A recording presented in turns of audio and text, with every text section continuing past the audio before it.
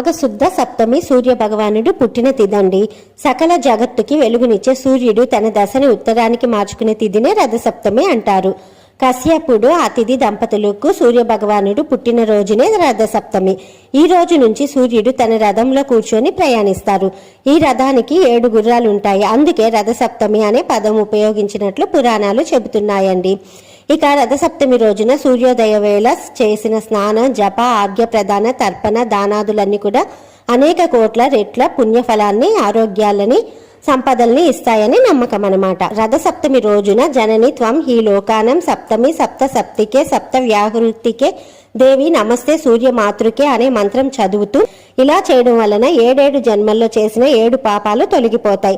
7 జిల్లేడాకులు లేదా చిక్కుడాకులు రేగుపళ్ళు తలభుజాలపై ఉంచుకొని స్నానం చేయాలి. తులసి కోట ఎదురుగా చిక్కుడు కాయలతో రథం చేసి చిక్కుడాకులపై పరమాన్నం ఉంచి దేవుడికి నైవేద్యంగా